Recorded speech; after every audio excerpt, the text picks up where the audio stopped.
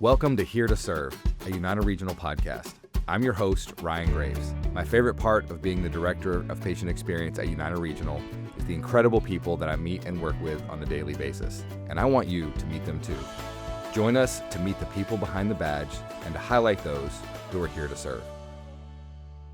Sal, welcome to Here to Serve. Glad to have you today. Yeah, thank you. I'm excited to be here. Thanks for inviting me and look forward to what we talk about. Awesome. Well, I want to get into some serious stuff a little bit later, but I need to start with, I called you Sal, but that's not actually accurate.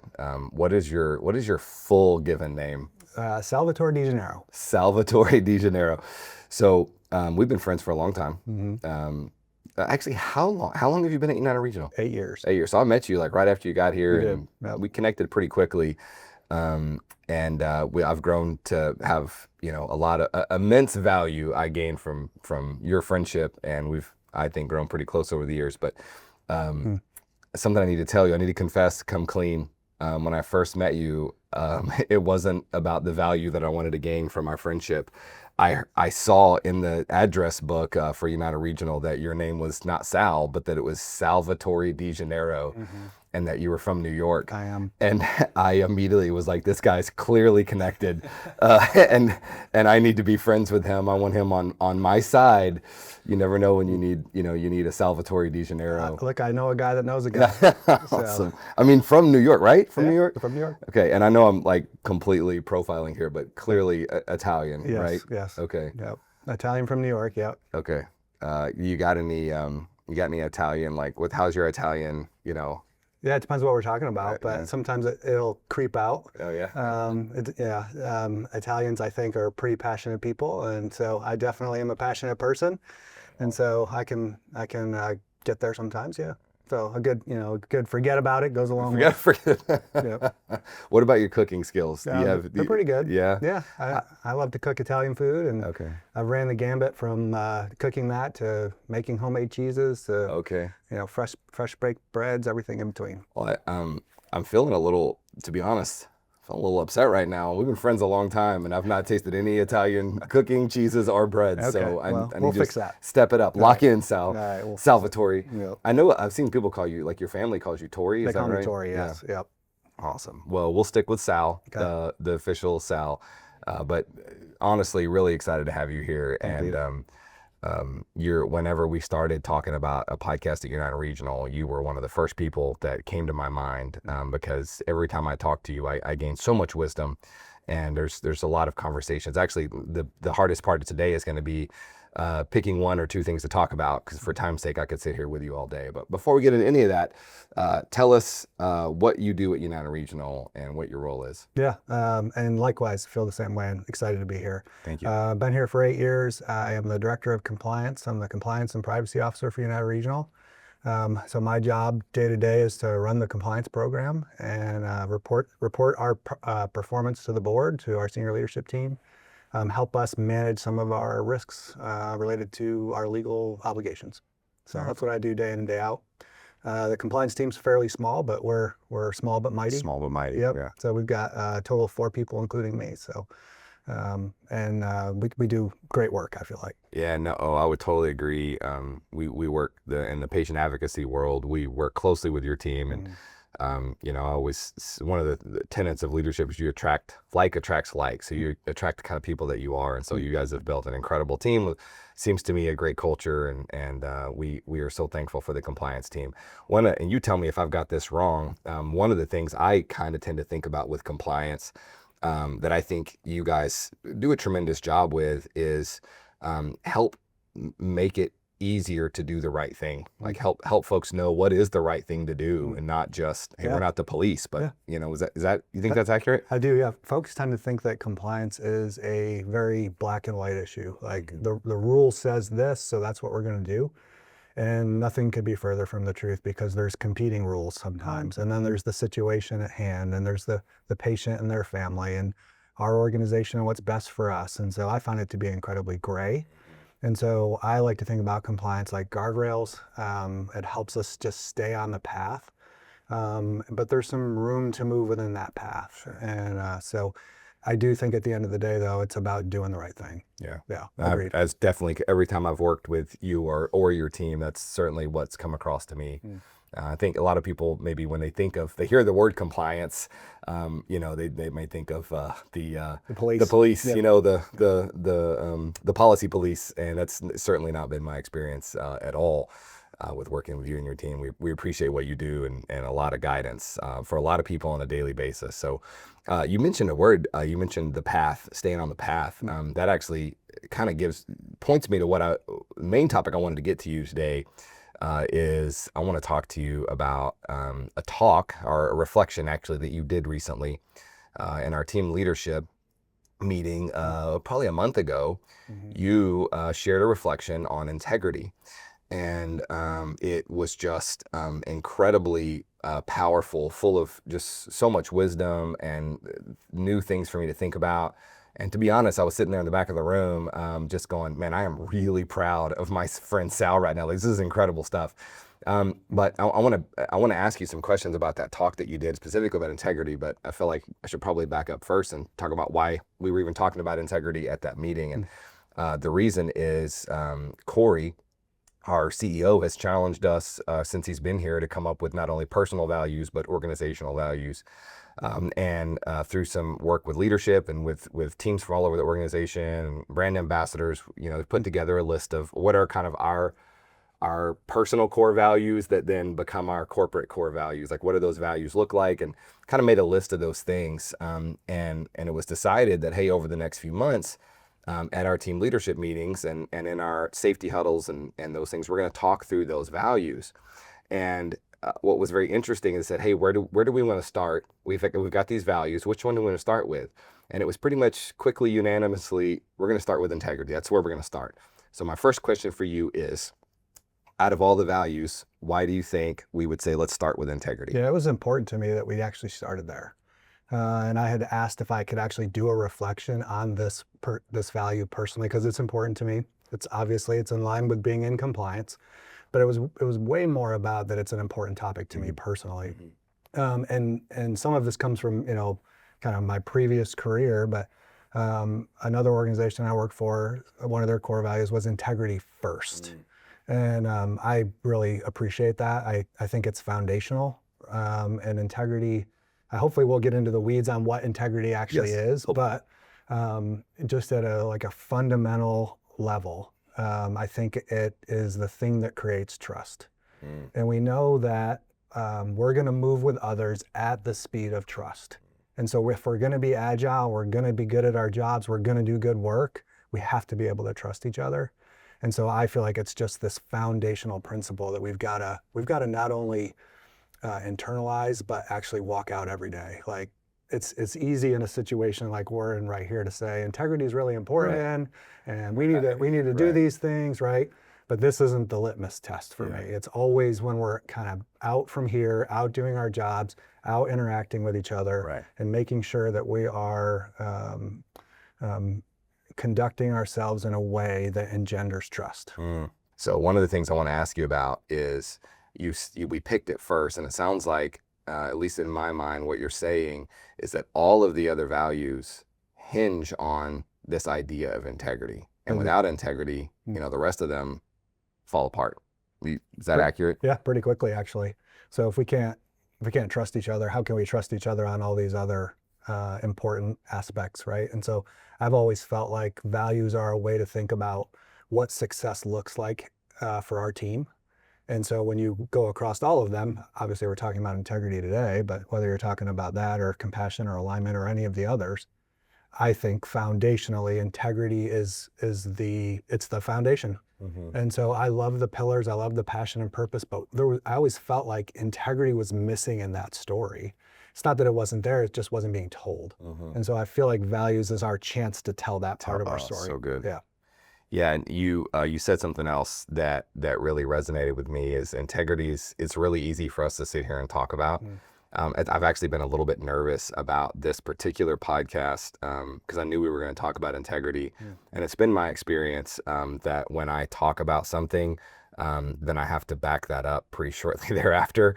And so, I've kind of was driving in this morning thinking about this. I was like, hey man, you're going to talk about integrity today, and then it probably won't be long. You're gonna be faced with a situation where you're gonna have to, have to do the right thing, That's how life regardless. goes. Yeah, Right. regardless of the consequences. And so it's easy to talk about, but living it out is a whole different thing. And so everybody pays. I think everybody. There's not anybody that I know be like, hey, integrity is not important.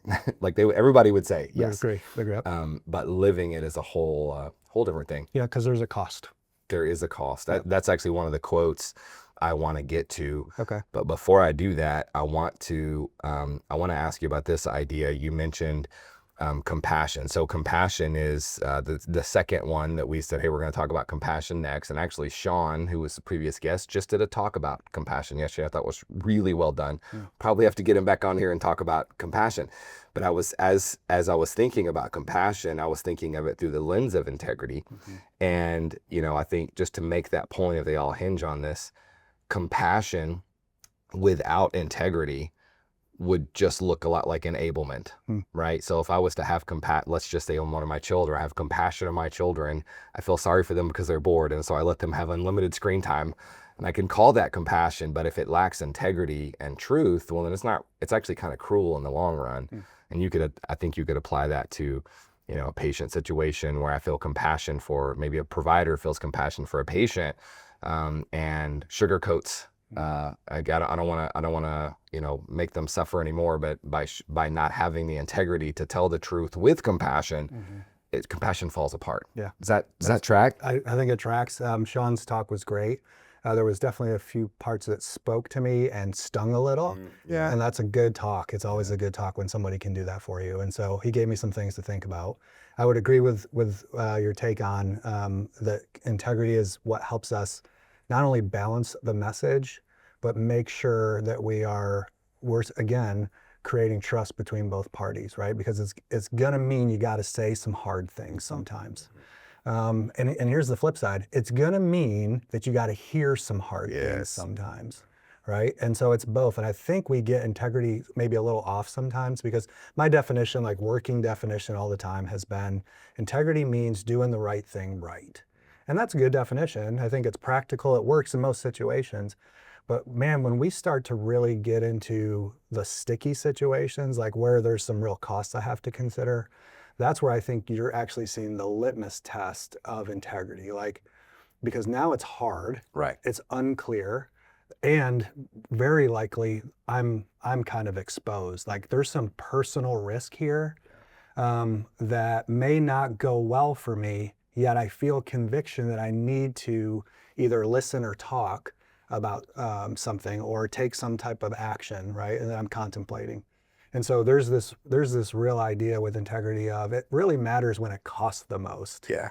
And you've got to consider that in what you're doing. And I think one of the things to really consider with integrity is it really creates trust for me, and it really creates respect in me when somebody feels strongly about something that they know the personal stakes are high, and yet they do it anyway. Yes. Like, okay, now we're really getting into what integrity really is.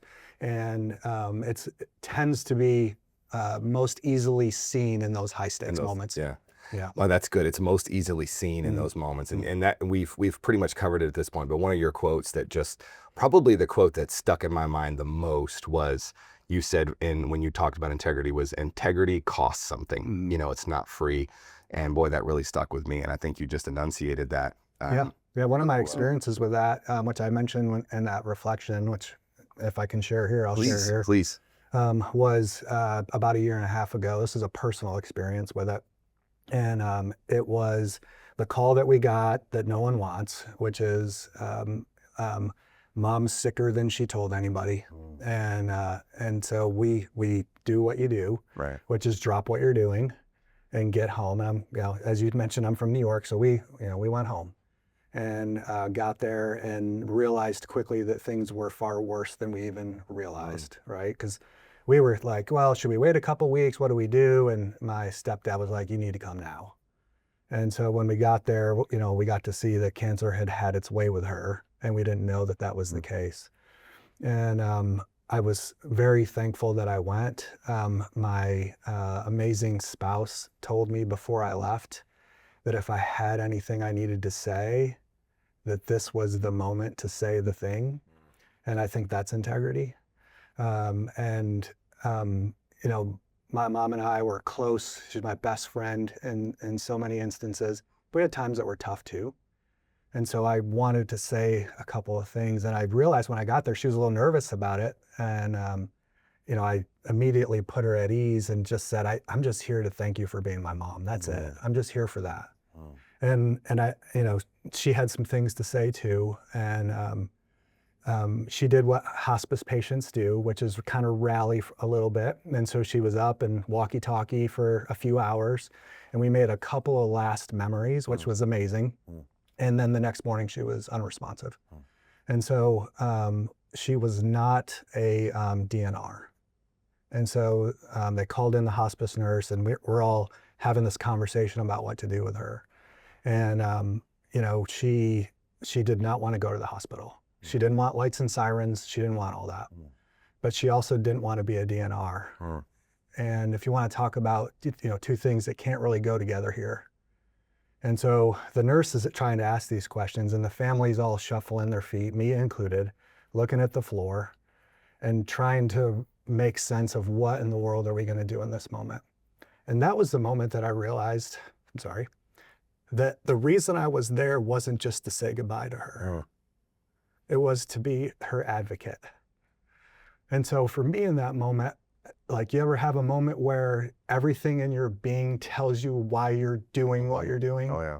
And there's no way that you cannot speak up. And so for me in that moment, integrity looked like, Dad, can I say something? And we went on to have a conversation about lights and sirens and what that would mean for her. And it's time for us to do what's best for her and best for everybody. And we made her a DNR. And she passed the next day.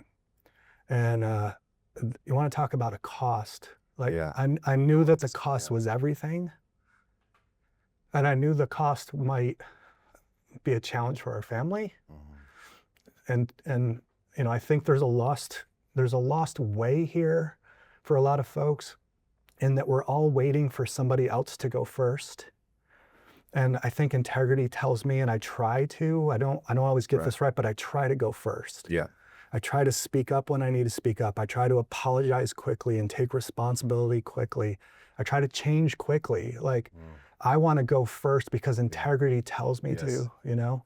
And that was a very difficult moment, but that's an example for me. Like, when the stakes are high, that's when you see who you really are. And sometimes I get this right and sometimes I don't. You know what I mean? Of course, yes. Integrity also reminds me that I'm a work in progress, because I think we tend to think integrity is about perfection. Like, we're going to do the right thing, right? And so we're going to chase perfection. And I think that is not what it's about.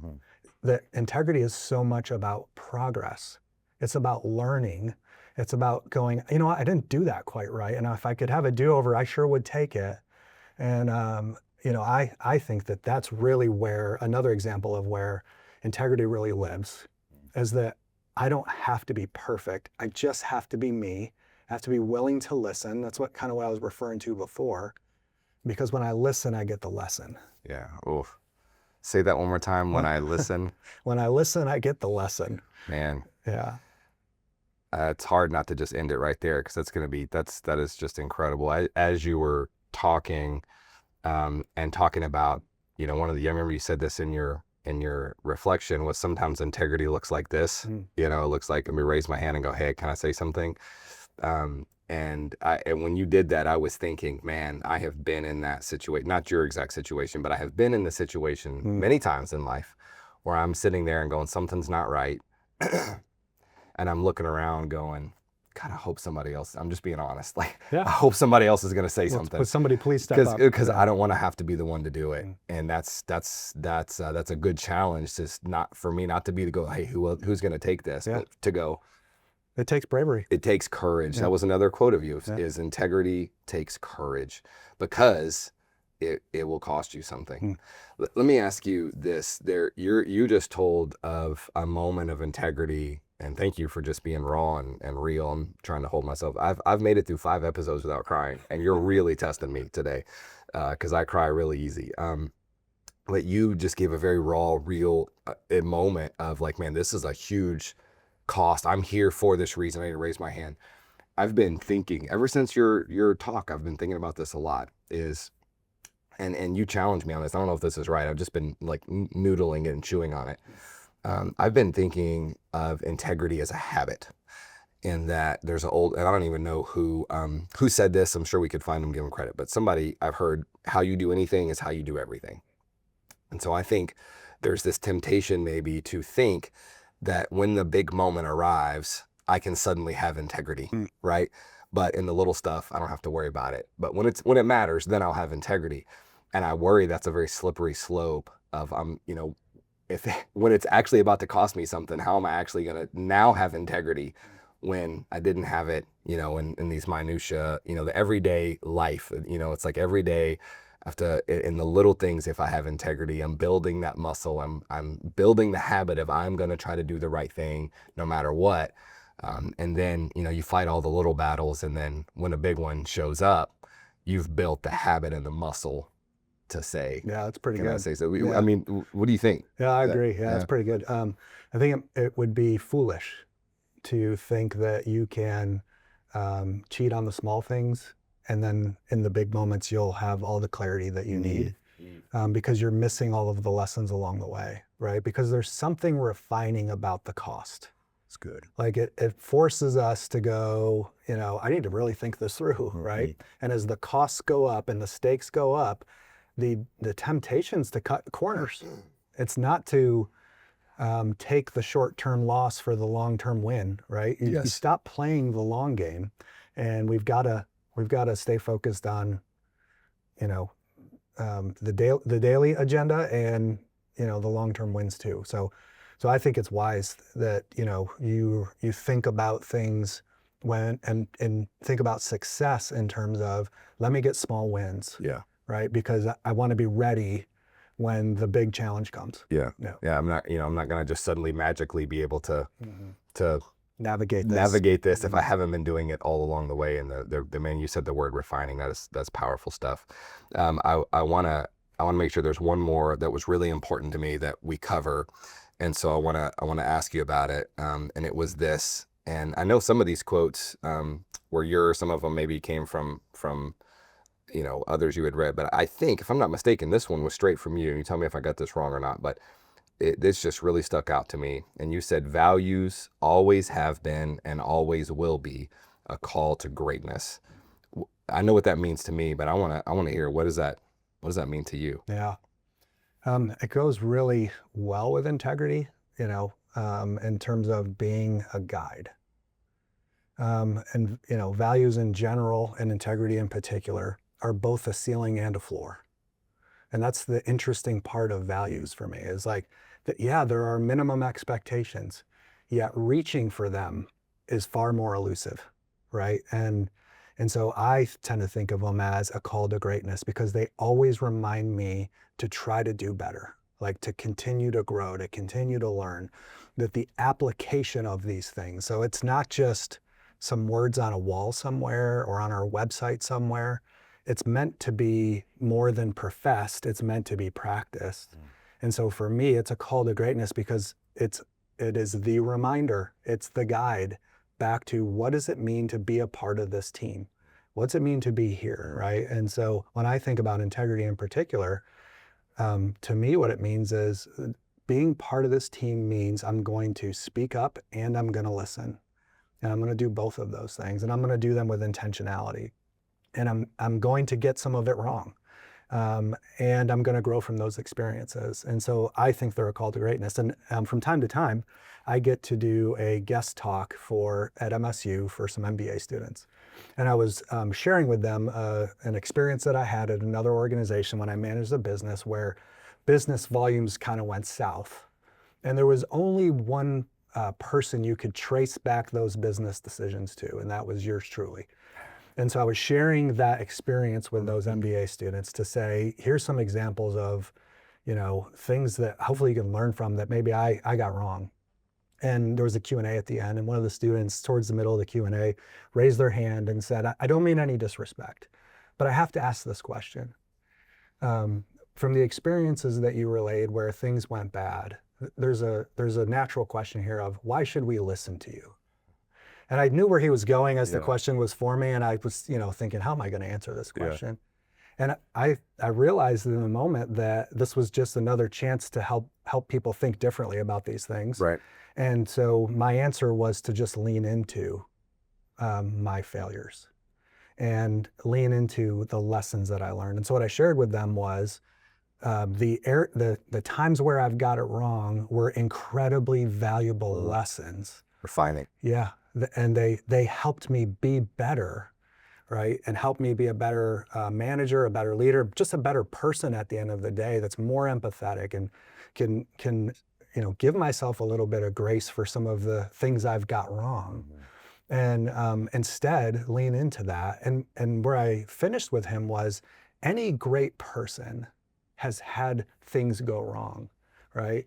If you haven't had things go wrong, you haven't taken any risks. You haven't done anything. You haven't done anything, Yeah. right?